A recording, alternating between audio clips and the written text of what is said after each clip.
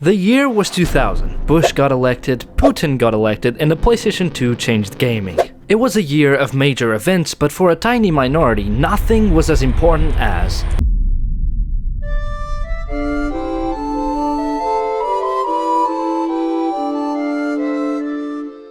Final Fantasy IX was one of the few games in the series that completely escaped my radar.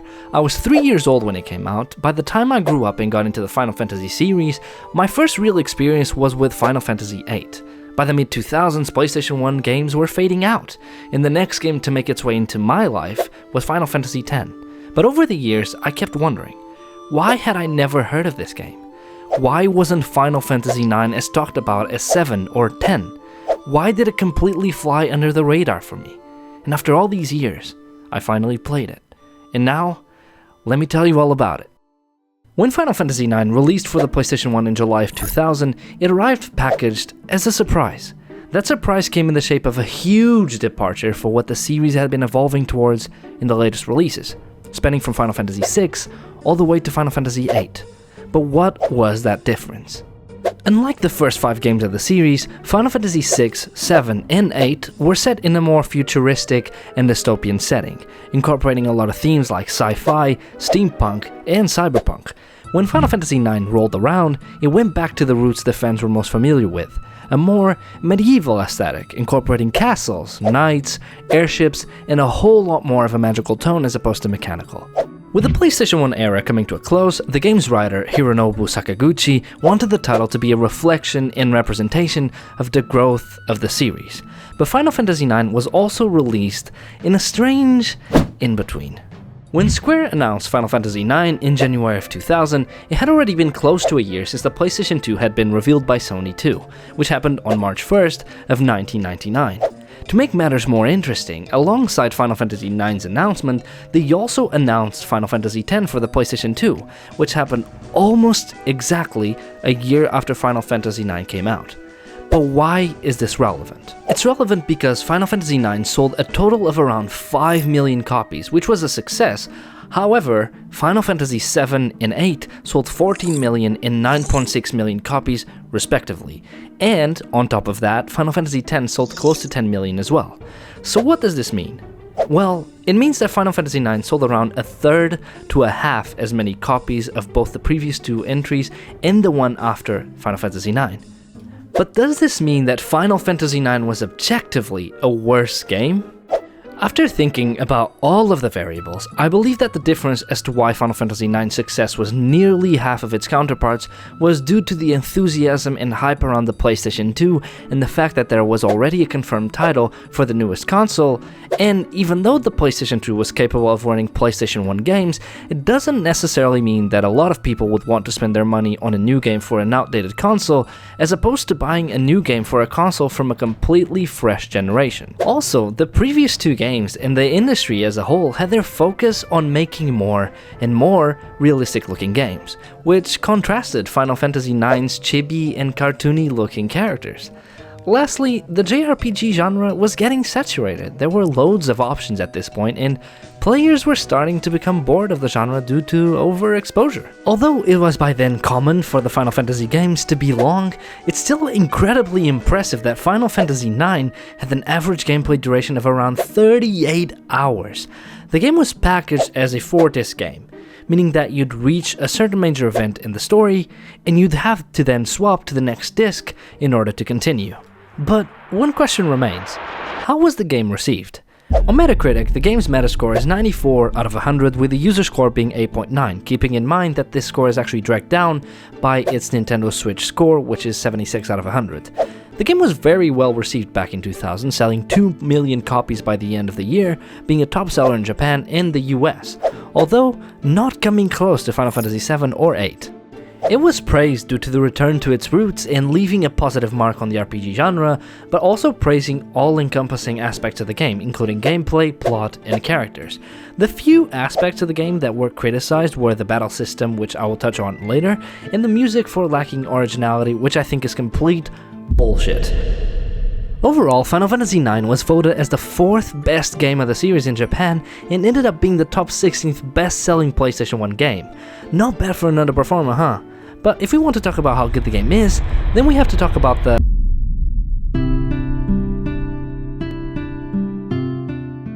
In the beginning, we get introduced to the protagonist of the story, Zidane, who we control for the majority of the game, apart from the odd short section here and there. Soon after getting familiar with him, we get familiar with his troupe. Zidane belongs to a theater troupe that goes by the name of Tantalus, but they're not just regular actors, they're also thieves. How do we find this out? They're on their way to a kingdom under the name of Alexandria, and this kingdom is ruled by the beauty that is Queen Bran. Brother, But there's also a princess who inherited such beauty, her name being Princess Garnet till Alexandros the 17th. Talk about long pretentious names, Jesus. But why is this relevant? Well, their mission is to actually kidnap the princess in the midst of their performance in Alexandria. This is their usual strategy. They perform a play, and while it takes place, their thievery is conducted and then they leave the scene of the crime without raising any suspicion. But the strangest thing happens when they're looking for the princess in order to kidnap her. She actually wants to be kidnapped? And this is where things get interesting. The reason why Princess Garnet, or later to be known as Dagger, wanted to be kidnapped is because her mother, Queen Bran, had begun to change in ways that we were not yet familiar with, but could only tell by Garnet's demeanor it was not for the better. But it's not only Garnet who joins Zidane on his journey. Throughout the span of the entire story, 6 characters join Zidane on his adventure.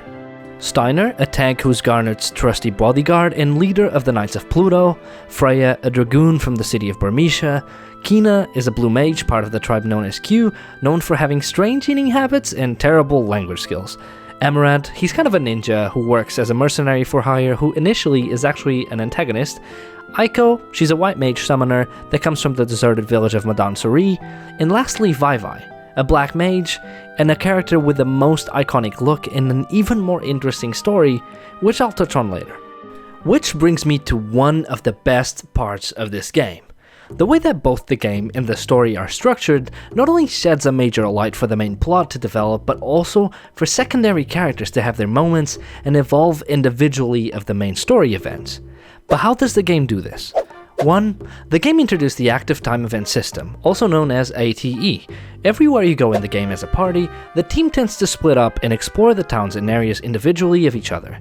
While this happens, little snippets of side character interactions are shown, most of them are comedic, but they can also have a more serious tone. And 2, the length of this game, which is almost a full work week by the way, allows time and space for characters to develop, through dialogue sections and FMVs which are often silent. This becomes key to make us create a bond with such characters and allows for the main plot to be fresh, as we're thrown little pockets of side stories as simultaneous experiences. But what does all of this result in?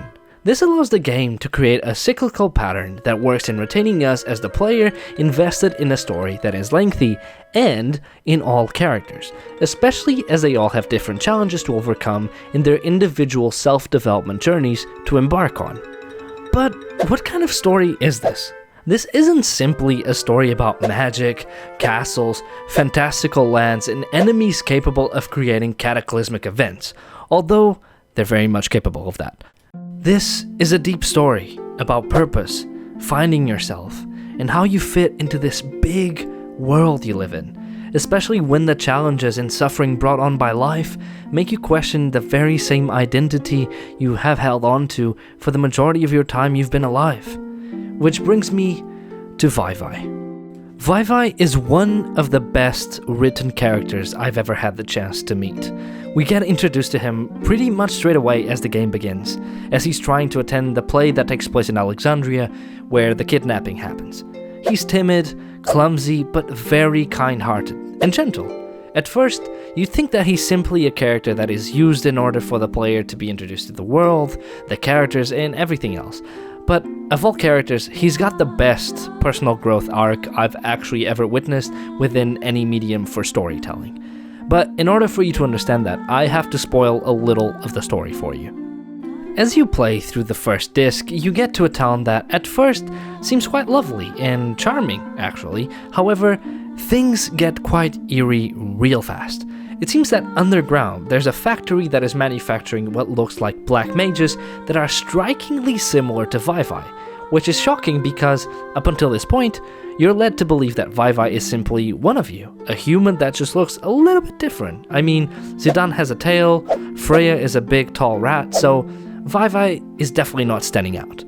But let's skip forward a bit. Soon enough, we discover that these black mages are being manufactured by using mist, but first you need to know what mist is. Mist is a substance that covers the surface of the first and main continent of the game, and what it does is that it morphs into the monsters and creatures that walk about the continent and that we battle through much of the game. That's why cities in Gaia, the world the game takes place in, are built on high points, like mountains, and travel is usually either through cable cars, airships, or underground. This is to avoid the mist creatures as they pose such a big threat to the population of Gaia. But getting back to the main point, when Vivi and the group see the black mages being manufactured, it awakens something within him. Vivi suddenly is confronted with questions, all of them existential, which will plague him throughout the rest of the story. Discovering the black mages leads him to find out that he's been mass-produced as a black mage soldier, but unlike the rest, he possesses free will. Later on, we find a village of black mages where we find out that they actually started dying out, usually around a year after they were, quote-unquote, created. Suddenly, Vivi is also struggling with coming to terms with his own death, leading him to grapple with his fear of it, especially as he's never had to face it before, since he wasn't aware of his own mortality. From my very not unique perspective, Vivi's story is a coming-of-age tale. Although he uses the manufacturing of the mages in order to portray it, a lot of what he goes through are things that we come to terms with ourselves as we go through life. Like Vivi finding out that he was created. We all found out at some point or another that we were born and created, no matter how traumatizing that conversation might have happened. Alongside that, eventually, we'll also come to know death. It could be a pet, it could be a family member, but however it comes, it will make its way to you as it's impossible to escape. But also, Vivi's arc is about learning how to live. As all of this shocks Vivi, he really struggles to come to terms with these aspects of his life and the human condition. A lot of his time is spent on his own, reflecting if the meaning of life is that you're simply born to die.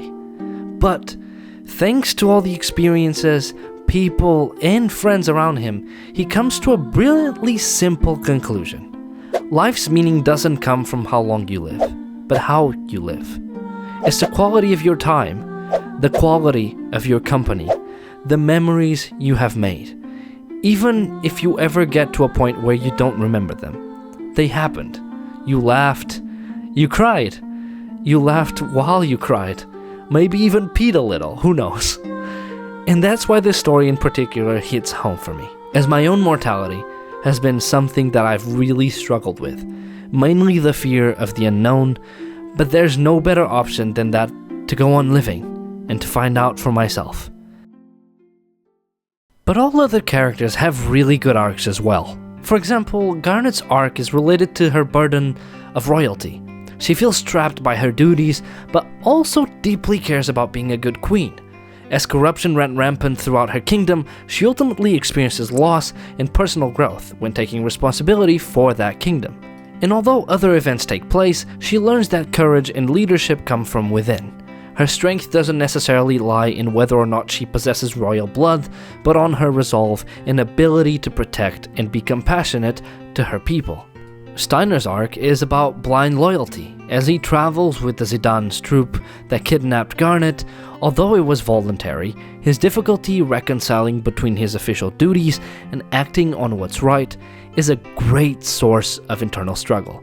It ultimately leads him to learning that loyalty is not just about blind obedience, but understanding that the duty of a person can also change according to their values, especially when who you are dutiful to brings corruption and suffering into the world. Freya's arc has little screen time but still shares an important message. Freya's lover lost his memory and therefore his memory of her and their love. Although this breaks her heart, the journey she's on allows her to find purpose in her life beyond that of love, to a point that her self-worth is not determined by being loved by someone else, but by her strength, her dedication to her people, and identity as a warrior. Amaranth's arc is interesting as he's very much a lone wolf. When he joins the party, he's very critical of Zidane and his selflessness. It seems to trigger him as it comes into conflict with everything he believes in. Amaranth has always been a lone wolf, and for a long time, he maintains the view that his solitude and power are what determine his worth. While traveling with the team, he slowly comes to understand, even if reluctantly, that strength comes from connection and not isolation. That's why everyone gravitates towards Zidane.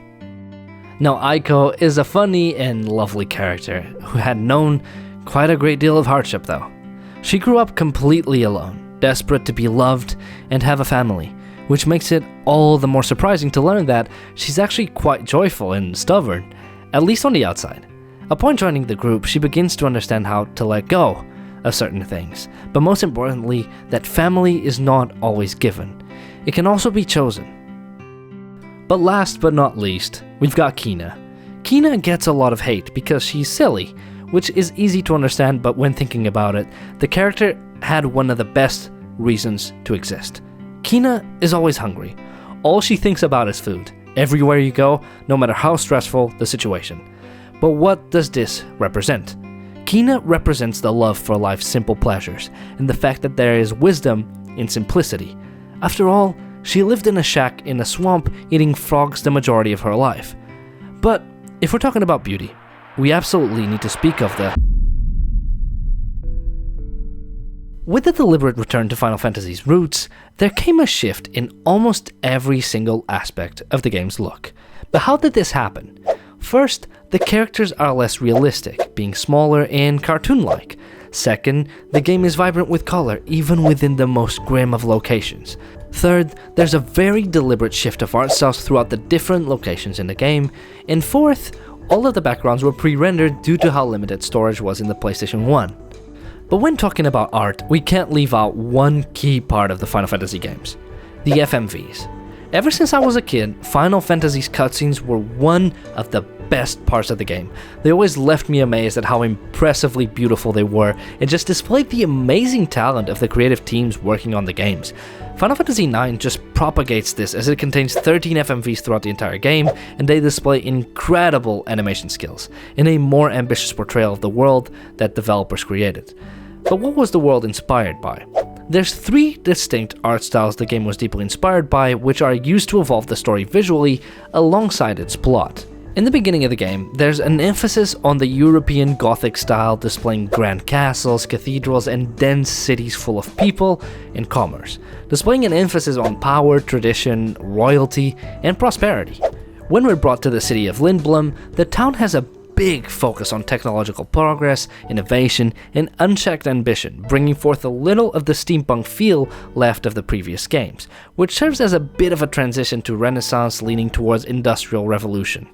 But there is one style I did not expect at all. Art Nouveau is characterized by its focus on organic forms using flowing lines to display a sense of nature and floral patterns. Although it's used all across the game, towards the end it was used in a particularly genius way.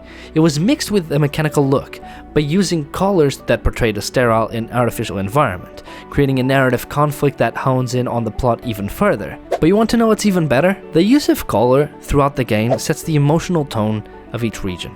As the game becomes bleaker and bleaker, the colors adapt to the emotional state of our characters and the story as the events unfold. But we can't talk about art without mentioning the soundtrack was composed by the amazing Nobuo Uematsu, which consisted of a mind-boggling 110 songs, which makes the soundtrack 4 hours and 46 minutes long. Nobuo has also worked on a whopping 60 game soundtracks, including not only the Final Fantasy series, but also notable works like Chrono Trigger and Blue Dragon.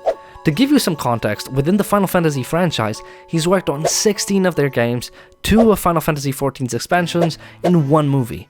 But how could you characterize the soundtrack?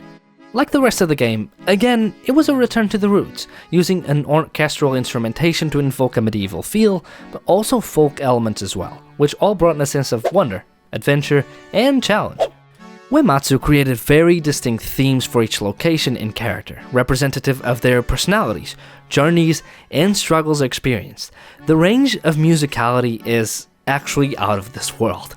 You can get a very light and gorgeous song like Song of Memories that seems to invoke a sense of nostalgia and peace, but you're also confronted with the haunting and tension-filled The Darkness of Eternity by the end of the game. But there is a very sad part to all of this. Sadly, Nobuo has taken a step back in recent years due to the mental strain and burnout that working on complete soundtracks has caused him, which is documented to date back to the development of Final Fantasy V.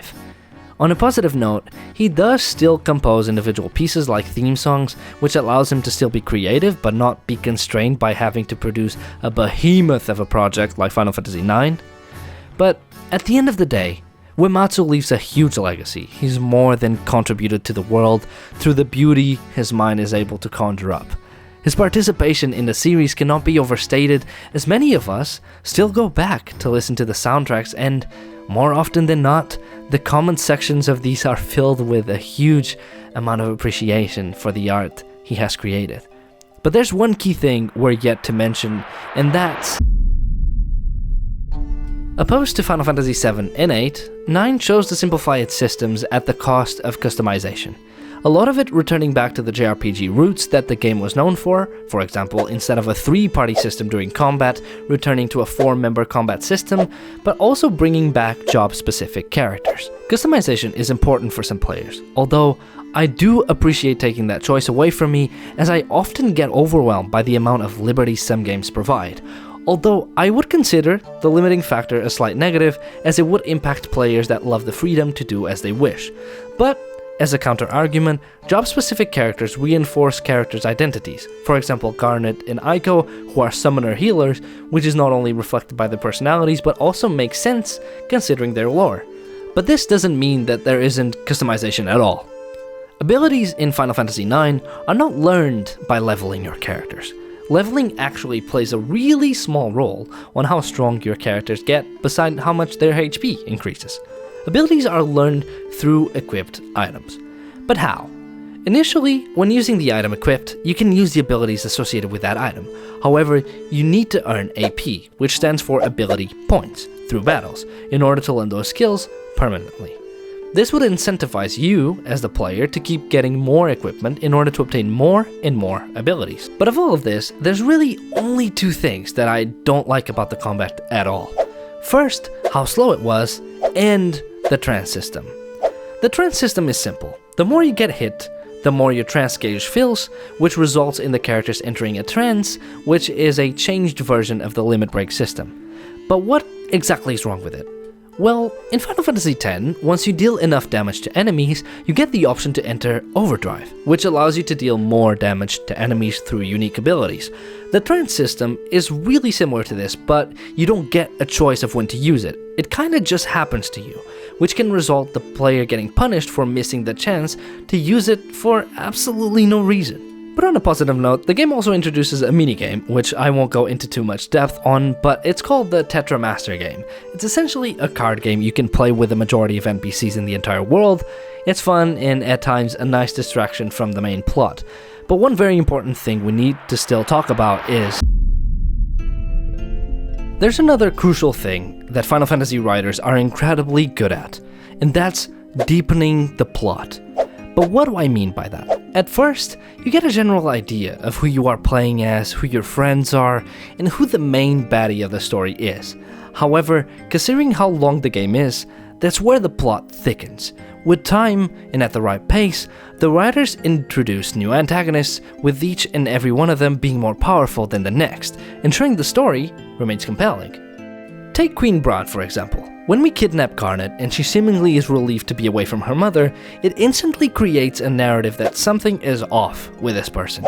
Soon, we come to learn that she's driven by ruthless ambition and greed, most likely due to it being a very poor way to cope with the passing of her husband. But the plot gets deeper. Bran, being vulnerable by this tragic loss, is used and manipulated by someone far more sinister.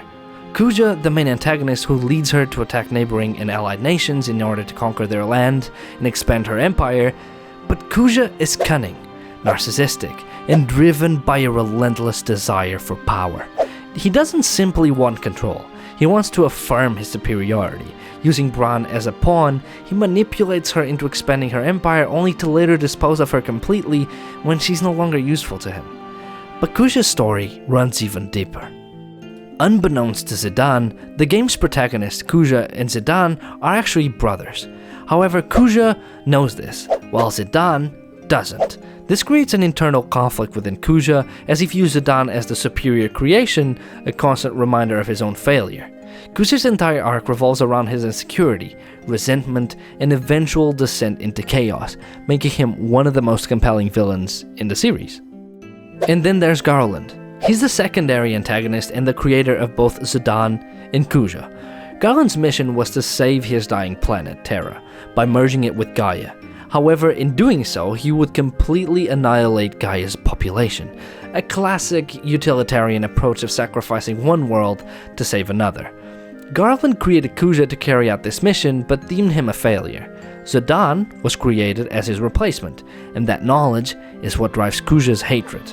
What makes Garland so interesting is his cold, detached logic. He spent centuries in solitude, severing any emotional connection to the lives he seeks to destroy. His belief that the ends justify the means drives his horrifying actions and ultimately pits him against Zidane. And finally, there's Necron. He's introduced as a personification of nihilism and complete apathy. The problem, there's no build-up to his character. He appears out of nowhere with no prior connection to the story or the player.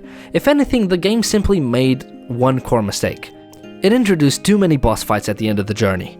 In the final hour of the game, you fight 4 different bosses in quick succession. Kuja, Garland, Necron, and Kuja's Silver Dragon, which in all honesty just felt a bit unnecessary. Still, despite this hiccup, Final Fantasy IX's brilliant use of layered antagonists, each driven by their own ambitions and inner turmoil, makes the story one of the richest in the franchise. But you know what? I really didn't expect this. I came into Final Fantasy IX expecting a pretty good game. Maybe a solid RPG that didn't get as much attention as Final Fantasy VII or X. What I didn't expect was one of the most compelling stories I've ever experienced in a Final Fantasy game. The way it weaves themes of mortality, purpose, and identity, while also maintaining that light-hearted, whimsical charm, it's honestly incredible. In the antagonists, I mean a pawn-turned-monster like Queen Bran, a power-hungry warmonger like Kuja, and then the existential dread of Garland and Terra's purpose. I never thought I'd find this level of depth in a game that was so overlooked, and it makes me wonder, how many more games like this did I miss out on? How many forgotten gems from the PlayStation 1 era are just sitting there, waiting to tell me stories I never knew I wanted to hear? And honestly, I really want to find out. So yeah, Final Fantasy IX, way better than expected, and now I can't help but wonder, what else have I been missing out on?